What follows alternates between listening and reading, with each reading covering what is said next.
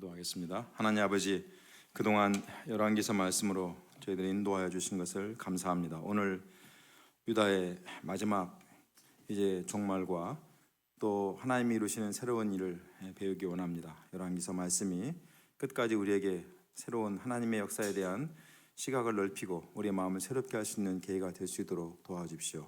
부족한 종을 도우시기를 기도합니다. 예수님의 이름으로 기도했습니다. 아멘. 봄날이죠. 봄이 점점 다가오고 있습니다. 옷도 좀 보니까 이제 검은색이 좀 조금씩 주는 것 같아요. 입은 것을 들어보니까 저희 교회 입구에 홍매화가 있어요. 근데 이렇게 보면은 점점 이렇게 꽃눈이 커져가고 있습니다. 한 4월 달 되면 확 필 것 같은데 봄을 생각하면 참 기분이 좋은데 제가 열왕기서 말씀을 이렇게 쭉 묵상하면서 봄날인데 봄은 왔지만 봄 같지 않은 절망을 노래한 시가 자꾸 생각이 났습니다. 아실 거예요. 옳단 이상하 시인이 쓴 빼앗긴들에도 봄은 오는가 하는, 지금은 남의 땅 빼앗긴들에도 봄은 오는가. 봄이 왔지만 이제 내 땅이 아니고 빼앗긴 나라, 절망과 희망 속에서 탄식하는 그 1940년대 일제치하에서 고통하던 시인의 노래가 많이 생각납니다. 어떤 안타까움, 어떤 탄식하는 마음이 열왕기서를 공부할 때 참 많이 들어옵니다. 아마 이것이 당시에 유다를 바라보는 숱한 선지자들의 마음도 아니었는가 싶습니다. 무너져가는 유다를 어떻게든 살려보고자 몸부림쳤던 요시아도 같습니다. 이제 유다는 완전히 내리막길입니다. 봄이 왔지만 봄이 오지 않으므로 탄식했던 이상하 시인의 시처럼 유다는 정말 이대로 끝날 수도 있는 상황입니다. 과연 이들이 어떻게 될까요? 다시 봄날이 올 수 있을까요? 1장 벼랑 끝으로 달려가는 유다입니다. 23장 31절부터 보고자 합니다. 유다 역사상 마지막 A 학점에 빛나던 요시야 왕이 갔습니다. 그는 무너져가는 유다를 살리고자 온 나라를 다 뒤집어 엎으면서 일테면 대청소를 했습니다. 과연 유다는 달라졌을까요? 그가 청소했다는 목록은 굉장히 많은데 그의 목록이 많다는 것은 그만큼 유다가 지저분하다고 엉망이라는 것이죠. 그런데 그 이후에 어떻게 됐는가, 이런 이야기는 사실 나오지 않습니다. 그의 계획은 여전히 진행형이고 미완성이었습니다. 그런데 23장 29절에 보면 애굽 왕 바로 느그가 아수르를 치고자 유브라데로 올라갔다고 하였습니다. 사실 아수르는 이것보다 1년 전에 신바벨론에 의해서 멸망했습니다. BC 611년이죠. 610년입니다. 애굽의 느고는 이제 주인이 없는 아수르 지역을 차지하고자 올라오고 있는 것입니다. 이대로 있다가는 애굽이 아수르를 차지하고 아수르 지배가 아니라 다음에는 애굽의 지배를 받을 것 같다는 생각이 든 이 요시야 왕이 애굽과 맞서 싸우고자 나갔습니다. 선지서를 보면 이때 선지자들이 다 나가지 말라고 얘기합니다. 근데 나갑니다. 이렇게 해서 애굽과 유다가 전쟁을 벌인 곳이 무깃도입니다. 계시록에도 한두 번 나온 적이 있죠. 그 유명한 무깃도 전쟁입니다. 이 전쟁에서 요시야는 참패했고 자신도 죽었습니다. 이 때문에 유다는 완전히 이제는 애굽의 지배를 받는 신세로 전락하게 되었습니다.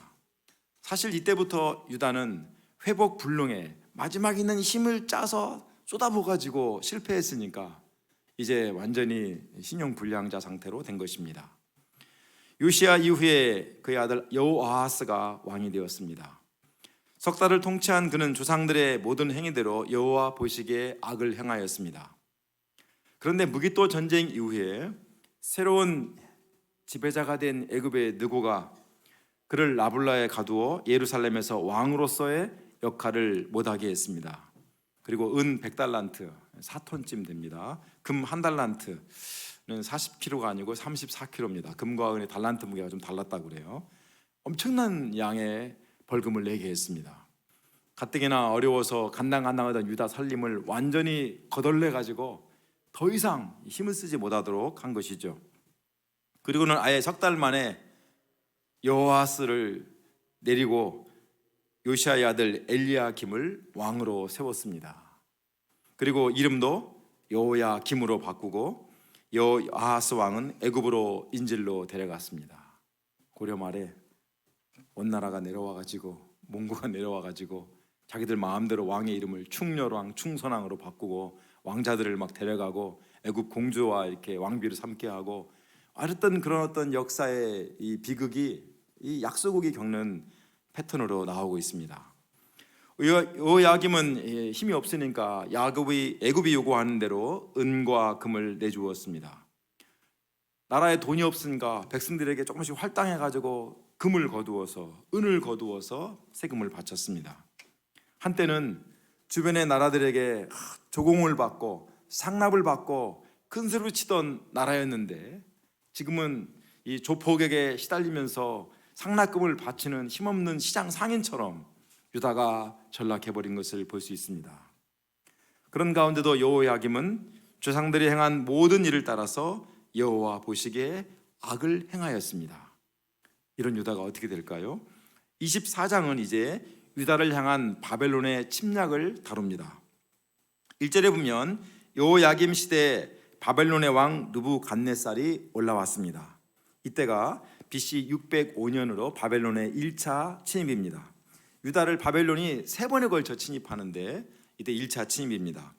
본래 느부갓네살의 아버지가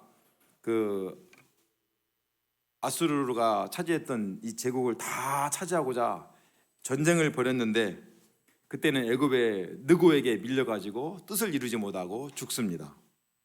그리고 이제 그의 아들 느부갓네살이 왕이 된 다음에 다시 애굽의 느고와 유프라데스 강인 그 갈그미스에서 제2차 바벨론 애굽 전쟁이 벌어집니다. 이 전쟁이 역사에 나오는 갈그미스 전쟁입니다. 이 전쟁에서 이번에는 느부갓네살이 이깁니다. 그 결과로 이제 느부갓네살은 그동안 아수르가 지배했던 지역의 땅들을 다 차지하고 당연히 전리품으로 유다까지 차지하고자 내려온 것입니다. 이것이 바벨론의 1차 침입인데 우리가 알고 있는 다니엘이나 그의 친구들이 이때 바벨론으로 끌려갑니다. 느부갓네살은 이제 유다를 먹는 것으로 만족하지 않고 아예 애굽까지 점령하고자 애굽 국경선까지 막 밀고 내려갑니다. 그래서 애굽의 느고와 바벨론의 느부갓네살이 애굽 국경 유다 저 밑에서 대판 크게 싸웠는데 누구도 전쟁에서 이기지 못했습니다. 서로 큰 상처만 입고 느부갓네살도 빈손으로 바벨론으로 돌아갔습니다. 유다가 보니까 두 성난 호랑이가 막 서로 싸우다가 상처를 입고 힘이 빠져가지고 그냥 우리 속으로 다시 들어간 거예요. 여호야김이 이때다 싶어가지고 그동안 3년을 섬기던 바벨론을 배반했습니다. 이건 사실 대단한 판단 미스죠. 그동안 하나님은 선지자들을 통해서 유다가 바벨론에 의해서 망할 것이라고 수없이 경고해 왔습니다. 이사야, 미가, 하박국, 예레미야, 또 누가 있죠? 스바냐, 요시야 때 훌다 한 6명의 선지자가 계속해서 너희들은 바벨론에 망할 것이다. 정신 차리라. 이 정도면 바벨론을 함부로 건들면 안 되잖아요. 그런데도 듣지 않았습니다. 바벨론이 비록 애굽과의 전쟁에서 큰 상처를 입었지만 그래도 호랑이입니다. 금방 기운을 차려서 이번에는 아예 갈대아, 아람, 모압, 암몬 자손으로 연합군을 구성해서 자신을 배반한 여호야김을 치고자 내려왔습니다. 3절에 보면 이것은 하나님께서 경고하신 대로 그들을 자기 앞에서 물리치고자 하심이니라 라고 했습니다. 메시지 성경에는 좀 쉽게 표현했는데 이것은 결코 우연이 아니라 하나님의 심판이었다라고 번역했습니다. 그리고 이는 므낫세에 지은 모든 죄 때문이며 또 그가 무죄한 자의 피를 흘려 그의 피가 예루살렘에 가득하게 하였음이라. 여호와께서 사하시기를 즐겨하지 아니하시니라라고 했습니다. 하나님께서 바벨론 연합군을 므낫세의 죄로 대표되는 유다의 죄를 심판하는 징계의 막대기, 심판의 도구로 삼으신 것입니다. 여호야김이 이길 수가 없죠. 여호야김은 느부갓네살에 의해서 쇠사슬로 결박되어 바벨론으로 끌려갔습니다. 그리고 그의 아들 요야긴이 대신하여 왕이 되었습니다. 이후에 애굽은 다시는 애굽에서 나오지 못했다고 그랬습니다. 바벨론이 워낙 힘이 세가지고 이제 그냥 지역의 그냥 왕으로 그냥 끝난 것이죠. 바야흐로 이 신바벨론 제국 시대가 시작된 것입니다. 여호야긴은 이런 가운데 그의 아버지의 모든 행위를 따라서 여호와 보시기에 악을 행하였습니다. 그때 바벨론 왕 느부갓네살의 신복들이 다시 예루살렘을 정복하고자 성을 에워쌌습니다. 바벨론의 2차 침입입니다. BC 597년 3월이라고 되어 있습니다. 그리고 뒤따라온 느부갓네살에게 여호야긴과 모든 지도자들이 항복을 했습니다. 성경에는 이때가 바벨론 왕 8년이라고 기록합니다. 이제까지 열왕기서의 역사 기술 방식은 항상 이스라엘 왕 누구 몇 년, 유다 왕 누구 몇 년 이렇게 표현했죠. 그런데 이제 유다 왕 누구라고 안 하고 바벨론 왕 8년이라고 씁니다. 연호가 바뀐 거예요. 이것은 마치 조선이 망한 후에 대한제국 몇 년 이게 아니고 일본 연호를 따라서 소화 몇 년 이렇게 표현한 것과 같은 방식입니다. 다시 말하면 유다라는 나라의 어떤 정체성이 바벨론에 의해서 완전히 무너졌다는 것을 암시하고 있습니다. 유다의 항복을 받은 느부갓네살은 여호와 성전의 모든 보물과 왕궁의 모든 보물을 집어내고 또 솔로몬이 만든 여호와 성전의 모든 금그릇을 다 파괴하였습니다. 금그릇을 왜 파괴했을까요? 가져가기엔 너무 많았던 것 같아요. 그냥 부셔버린 것 같아요. 근데 이 모든 것이 사실은 하나님이 이미 오래전부터 경고하신 말씀대로죠. 느부갓네살은 여기에서 만족하지 않고 예루살렘의 모든 백성과 모든 지도자와 용사와 장인과 대장장이, 한마디로 좀 재능 있고 쓸만한 사람들은 다 포로로 잡아서 바벨론으로 끌고 갔습니다. 여호야긴도 바벨론으로 사로잡아가고 또 여호야긴의 숙부 마따니아를 왕으로 삼고 그의 이름을 시드기야로 바꿨습니다. 유다는 이제 빈 껍질만 남은 그냥 어떻게 보면 시스템만 있는 그런 나라가 되었습니다. 그래도 시드기야는 유다에서 11년을 통치했습니다. 그는 여호야김의 모든 행위를 따라 여호와 보시기에 악을 행하였습니다. 참 신기할 정도로 정신을 안 차립니다. 결국 어떤 일이 벌어집니까? 20절에 보면 결국 여호와께서 예루살렘과 유다를 진노하심이 그들을 그 앞에서 쫓아내실 때까지 이르렀다고 했습니다. 이 성경에는요, 예루살렘과 유다가 맡게 된 이 모든 파멸의 근원에는 하나님의 진노가 있었다라고 했습니다. 하나님이 그냥 진노하시는 게 아니죠. 유다가 계속 두들겨 맞는 것은 이들의 죄에 대한 하나님의 심판이었습니다. 그런데 이 심판을 시드기야가 자초합니다. 전혀 힘도 없는데 또 바벨론 왕을 배반합니다. 그동안 이 때문에 숱하게 얻어 터졌는데, 그렇죠? 또다시 바벨론 왕을 배반해서 멸망하는 길을 택하고 있습니다. 우리가 흔히 말하죠. 매를 번다. 매를 번다. 가만히 있으면 되는데 괜히 일을 벌려가지고 매를 벌고. 이걸 보면 죄인에 대한 하나님의 심판은 막 직접 번갯불을 치고 뭐 어떻게 해서 할 수도 있겠지만, 그보다는 죄인이 자신의 죄로 인해서 스스로 선택한 망한 길을 택하는 것이 하나님의 심판입니다. 망할 길을 자꾸 택하는 거예요. 내버려둬도 그 죄성 때문에 자기의 욕심과 자기의 어떤 그 허망한 생각 때문에 자꾸 망할 길을 자꾸 택하는 거예요. 이게 하나님의 심판이에요.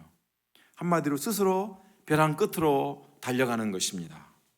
자, 그 결과 유다는 어떻게 될까요? 2장, 결국 벼랑으로 떨어진 유다. 25장 1절로 26절입니다. 배반한 시드기야를 치고자 바벨론 왕 느부갓네살이 다시 많은 군대를 거느리고 예루살렘을 치고자 또 올라왔습니다. 그런데 이번에는 당장의 성을 확 공격한 것이 아니라 아예 그냥 말라 죽이려고 성을 에워싸고 주위에 토성을 쌓았다고 했습니다. 그렇게 한 2년 동안 예루살렘 성을 포위하고 공격 안 해요.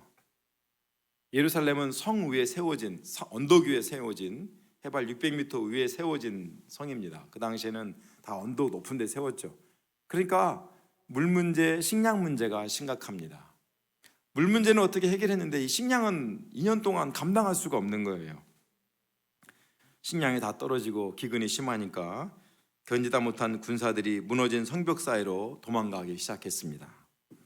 그걸 보고 시드기야 왕도 자기도 도망가다가 여리고 평지에서 사로잡혔습니다. 느부갓네살은 사로잡혀온 시드기야 왕 앞에서 그의 아들들을 죽였습니다. 그리고 두 눈을 뽑고 노사슬로 결박하여 바벨론으로 끌고 갔습니다. 배반한 자에 대한 심판이죠. 이렇게 해서 유다가 완전히 역사의 무대에서 사라지고 있습니다. 이때가 BC 586년 4월 9일입니다. 이후 한 달 뒤인 느부갓네살 19년 5월 7일에 왕이 시위대장인 느부사라단이 예루살렘에 진입합니다. 이때는 유다의 연호가 아닌 바벨론의 연호만 갖고 역사를 기록하고 있죠. 완전히 유다가 망했다라는 것을 보여줍니다. 예루살렘에 진입한 바벨론 군대는 여호와의 성전과 왕궁을 불사르고 예루살렘의 모든 집을 기인의 집까지 불살라 버렸습니다. 또 예루살렘 주위의 성벽을 헐어버리고 성중에 남아있던 자들을 다 사로잡아서 바벨론으로 끌고 갔습니다. 3차 포로입니다. 힘없는 자들만 남겨두어서 그 땅에 포도원이나 가꾸는 농부가 되게 했습니다. 솔로몬이 그렇게 공들여서 자랑스럽게 세웠던 모든 것들, 기둥들 다 깨트려버리고 노수로 만들었던 온갖 기구들을 다 바벨론으로 가져갔습니다. 성경에는 그 논무게가 헤아릴 수 없을 정도였다고 했습니다. 하나님이 그렇게 영광스럽게 섬길 것 같은, 하나님을 영광스럽게 섬길 것 같은 그 성전이 그냥 완전히 초토화된 것입니다. 솔로몬이 성전을 완공했을 때가 BC 946년경이었습니다. 성전을 건축한 지 453년 만에 이 성전은 완전히 파괴되었습니다. 하나님은 성전이 하나님을 바로 섬기는 곳으로 있을 때 성전의 존재 가치를 인정하셨습니다. 성전에서 기도하면 들어주겠다. 성전에서 기도하면 적이 침입해도 지켜주겠다. 성전에서 기도하면 탄식하는 모든 소원을 들어주겠다. 약속하셨습니다. 그러나 하나님은 그렇지 않고 하나님을 제대로 섬기지 않으면 다 없어버리겠다고 하셨습니다. 그 경고대로 더 이상 존재 이유가 없는 성전을 하나님이 다 헐어버리신 것입니다. 요시야에게도 하나님은 내가 이스라엘 물리친 같이 유다도 내 앞에서 물리치며 내가 뺀 이 성 예루살렘과 내 이름을 거기에 두리라고 한 이 성전을 버리라 말씀하셨는데 그 예언대로 이루어진 것입니다. 그런데 단지 왕궁과 건물만 파괴된 게 아니죠. 18절에 보면 바벨론의 시위대장이 대제사장, 부대제사장, 성전 문지기를 사로잡고 또 장관들, 내시들 다 사로잡아가지고 왕이 다 그들을 쳐 죽였다 이렇게 되어 있습니다. 너무나 비참한 일들이 일어나는 거죠. 그런데 이런 유다 멸망에 대해서 열왕기사 저자는 뭐라고 표현하고 있습니까? 이와 같이 유다가 사로잡혀 본토에서 떠났더라.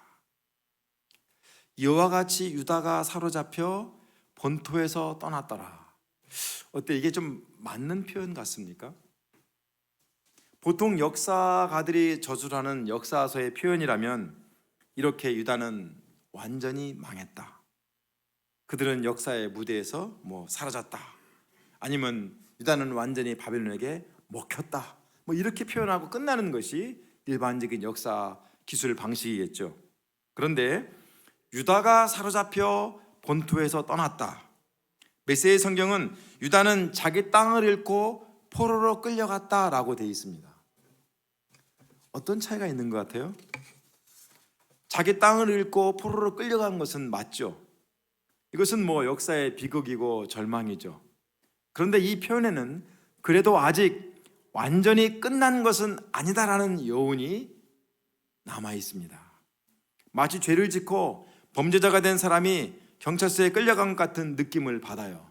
잡혀서 끌려갔다. 그럼 감옥에 가겠죠? 그럼 인생이 끝납니까? 아니죠.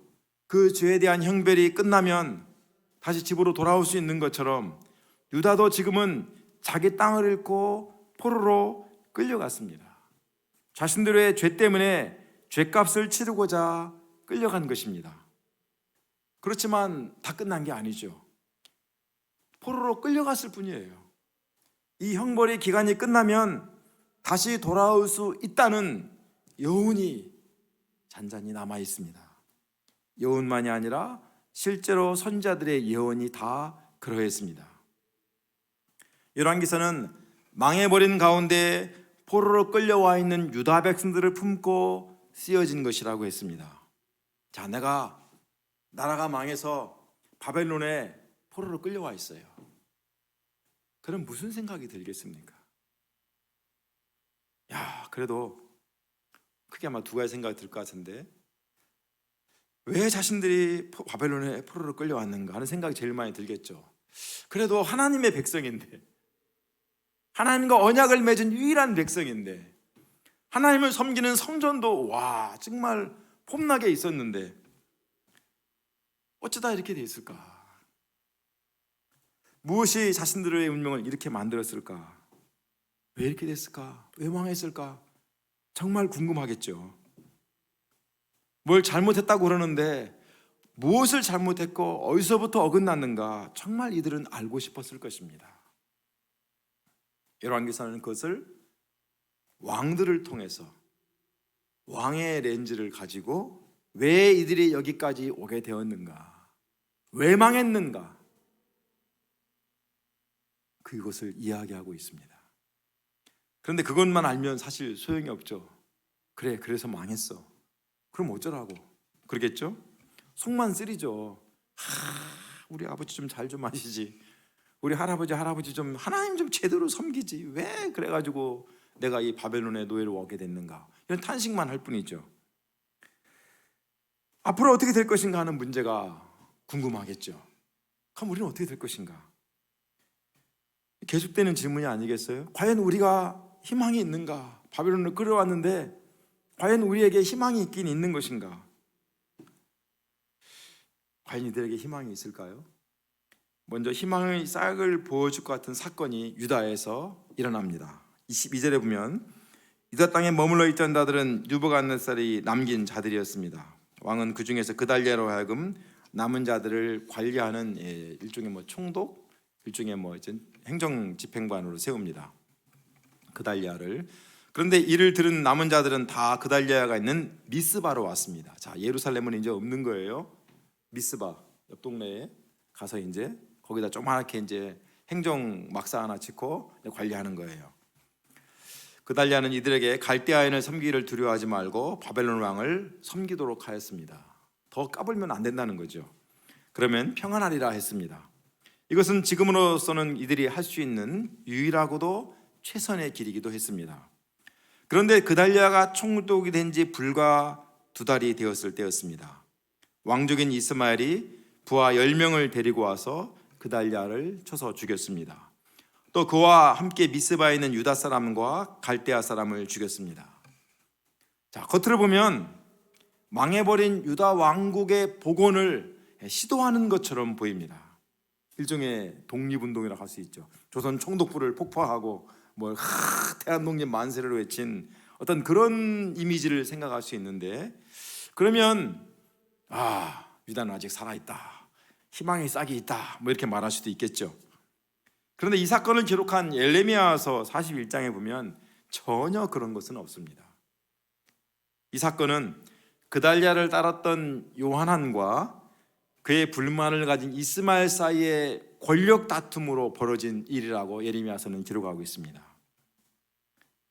결국 그동안 힘도 없으면서 바벨론에 배반했다가 아예 나라를 망하겠던 왕들처럼 이들도 아직도 정신을 못 차리고 투닥거리고 있고, 아직도 또 갈대아 사람을 죽이고 더 큰 위험에 빠지게 된 것입니다. 이 때문에 이들도 보복이 두려워서 다 애굽으로 달아났다고 했습니다. 그나마 미스바에 모여가지고 어떻게 좀 힘을 기울여야 되는데 일 벌려갖고 오히려 잘못돼갖고 다 애굽으로 달아난 거예요. 애굽으로 정착해서 이들이 간 곳이 바로 알렉산드리아입니다. 알렉산드리아. 그래서 신구약 중간사에 보면 알렉산드리아에서 이 그때 떠났던 유대인들이 한 일이 뭐냐면 주로 무역을 해가지고 그 애굽의 이집트의 넓은 비옥한 땅에 나일강 유역의 밀을 가지고 그 당시에 이제 이 아시아 유럽 지역으로 수출을 해가지고 돈을 벌어서 이 상인들이 돈이 많으니까 그들이 신구약 중간기에 보면은 고대 히브리어 성경을 헬라어로 번역하는 이제 작업을 하죠. 그것이 유명한 이제 70인 성경입니다. 70인. 전 세계에서 이 언어에 탁월한 유대인들을 다 모았는데 70명이에요. 70명이 모아서 번역을 했기 때문에 70인 성경이라고 말합니다. 어찌됐든 이들이 이제 다 애굽으로 달아난 거예요. 그나마 유다에 남아있던 작은 싹이 완전히 그냥 뿌리채 사라져버린 거예요. 이제 유다는 그야말로 폐허더미에 잡초만 우거진 곳으로 바뀌었습니다. 제가 중학교 때인가 그 시조 배운 것 중에 그 무너진 그 돌터기 보면서 탄식하는 시인의 시조 같은 게 참 많았는데, 어제 뭐 태평양은 꿈이란가 하노라 하는 것처럼 정말 예루살렘 와보면 다 무너지고 황폐화되고 그 뭐 들짐승만 다니고 사람도 없고, 그렇죠? 성전이 있던 자리도 다 무너지고, 지금 뭐 우리가 가끔 TV에 나오는 통곡의 벽은 성전이 아닙니다. 성전을 땅을 넓게 쌓기 위해서 축대를 쌓아 올리고, 언덕이니까 땅이 기울어져 있으니까 이 축대를 쌓아가지고 평탄화 작업하고 그 위에 성전을 세웠기 때문에 이 쌓았던 축대가 통곡의 벽이에요. 아직 성전 그 위에 공토로 남아 있습니다. 아직까지도 그렇게 돼 있어요. 과연 유다, 망해도 정말 폭삭 망해버린 것 같고 다시는 희망이 없을 것 같은 유다, 희망이 있을까요? 3장, 그래도 희망은 피어난다. 27절로 30절입니다. 27절로 30절은 열왕기서의 마지막을 기록하는 아주 짧은 단락입니다. 열왕기서는 화려하게 피어났던 이스라엘의 역사가 솔로몬 이후에 남유다와 북이스라엘로 갈라지고 결국 둘 다 망해버린 역사를 기록하고 있습니다. 그리고 마지막은 유다는 망하고 백성들은 3차에 걸쳐 바벨론으로 끌려가고 예루살렘 성전이나 성조차 다 불타고 폐허가 되었다는 것으로 열왕기서는 끝나고 있습니다. 그럼 유다는 다 끝난 것일까요? 사실 이렇게 유다가 이렇게 끝났다, 망했다라는 것으로 역사 기록을 마무리하는 것이 일반적인 역사 기록 방식입니다. 그런데 열왕기서는 여기에서 끝을 내지 않고 있습니다. 27절로 30절은 망해서 바벨론으로 끌려갔던 유다왕 여호야긴에 대한 기록을 보여주고 있습니다. 27절을 보면 유다왕 여호야긴이 사로잡혀 간 지 37년이라고 했습니다. 바벨론 왕 에윌 보로닥에 즉위한 원년 12월 그달 27일이라고 했습니다. 갑자기 유다의 연호와 바벨론 왕 연호를 같이 기록합니다. 앞에서 본 대로 유다가 망할 때는 아예 유다 왕의 연호가 나오지 않았죠. 오직 바벨론 왕 연호만 기록했습니다. 그런데 지금 다시 유다 왕의 연호가 몇 년 됐다 뭐 이렇게 기록하고 있죠. 이것은 뭔가 얼음장 밑으로 물이 흐르면서 봄이 오는 것 같은 그러한 살짝 희망을 주고 있습니다. 여호야긴 37년은 느부갓네살이 44년간 통치하고 죽던 그 해였습니다. 여호야긴은 왕이 된 지 석 달 만에 쫓겨나고 포로로 왔잖아요. 근데 이 느부갓네살이 죽은 뒤에 바벨론의 새로운 왕이 된 이 에윌 모르닥이 유다의 왕 여호야긴을 옥에서 내놓아 그 머리를 들게 했다고 했습니다. 그 여호야긴을 감옥에서 풀어줬다는 거예요. 그것도 37년 만에. 바벨론의 포로로 끌려온 지 37년 동안 감옥에 갇혀있던 여호야긴 왕을 끄집어내 준 거예요. 야, 37년을 감옥에 살아남은 것도 정말 대단하죠. 더 대단한 것은 유다가 망한 지 37년 가까운 세월이 지난데도 불구하고 여전히 여호야긴에 대해서 유다의 왕으로 인정해서 감옥에서 풀어준 것입니다. 단지 그것으로 끝나지 않습니다. 28절에 보면 그에게 좋게 말하고 그의 지위를 바벨론에 그와 함께 있는 모든 왕의 지위보다 높이고 라고 했습니다. 복권이죠, 복권. 29, 30절에 보면 그 죄세의 의복을 벗게 하고 그의 일평생에 항상 왕의 앞에서 양식을 먹게 하였고 그가 쓴 것은 날마다 왕에게서 받는 양이 있어서 종신토록 끊이지 아니하여라. 완전히 이제 왕급으로 놀고 있습니다. 바벨론 왕이 37년 동안 감옥에 갇혀있던 여호야긴을 죄수에서 풀어줘서 일상으로 회복시켜 준 것은 정말 엄청난 일입니다. 세계사에 거의 유례가 없는 일이에요. 그런데 단지 그것으로 끝나지 않고 그로 하여금 왕의 앞에서 양식을 먹게 합니다. 이 왕의 앞에서 양식을 먹게 한다는 얘기는 대등한 지위에 서게 했다는 거예요. 대등한 지위. 같이 밥 먹는 거예요. 와, 이거 대단한 거 아닙니까? 이것은 여호야긴을 한 나라의 왕으로 인정해 준 것을 말합니다. 그런데 이것은 단지 여호야긴 한 사람에 대한 어떤 호의나 배려를 말하지 않습니다. 이것은 곧 사면을 받아 왕권이 회복되는 것을 의미합니다. 여호야긴의 왕권이 회복된다. 그럼 뭘 말하겠습니까? 여호야긴은 석 달 만에 왕권이 교체돼서 바벨론으로 끌려온 아주 힘없는 왕입니다. 다시 회복된다는 것은 불가능한 상황입니다. 그러나 이제 모든 것을 다시 원점에서 시작하고 회복하고 있습니다. 이것은 곧 여호야긴으로 대표되는 유다의 회복, 더 나아가 이스라엘의 회복에 대한 여명을 보여주고 있습니다. 여명이란 말 아십니까? 아직 해가 뜨지 않았는데 어슴푸레하게 새벽빛이 밝아오는 것이죠. 아직 이스라엘은 회복되지 않았습니다. 아직 희망을 말하기에는 이른 감이 있습니다. 그러나 이스라엘이 끝난 것이 아니라는 것입니다. 이제 조금씩 뭔가 희망의 빛이 조금씩 밝아오고 있습니다. 결국 새 날이 오겠지요. 새 나라가 시작될 것입니다. 바벨론의 포로로 끌려가 쓴 에스겔서나 다니엘서를 보면 회복의 희망이 강하게 나타납니다. 바벨론 강가에서, 제가 중학교 때 불렀던 팝송에 바벨론 강가에서라는 팝송이 있었습니다. 혹시 클라라 목사님 기억하십니까? 언제 한번 불러주세요. 저는 그때 그 바벨론 강가에서 에스겔 선지자가 울었다라는 내용을 기초로 해서 쓴 팝송이에요. 근데 저는 그때는 그걸 몰랐죠. 중학생이 뭘 알겠어요. 성경도 모르니까. 나중에 에스겔서를 공부하다가 갑자기 그 팝송이 딱 생각나더라고요. 아니나 바벨론 했던 그런 다 이게 에스겔이나 다니엘이나 포로로 끌려간 그 백성들에게 절망하지 말고 회복의 희망이 있다는 것을 이야기했어요.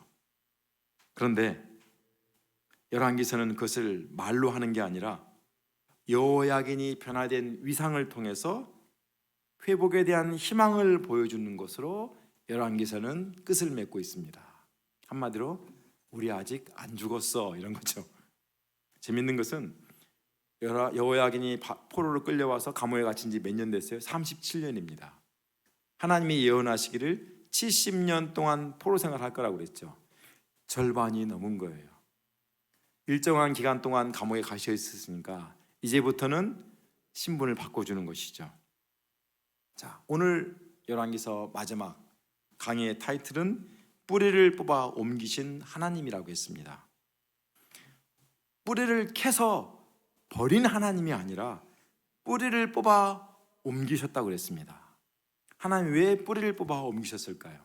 바벨론에다가 유다를 버려버린 게 아니라, 바벨론 때문에 유다가 사라진 게 아니라, 바벨론을 통해서 바벨론이라는 삽을 가지고 하나님이 유다를 푹 파가지고 바벨론으로 옮겨간 거예요.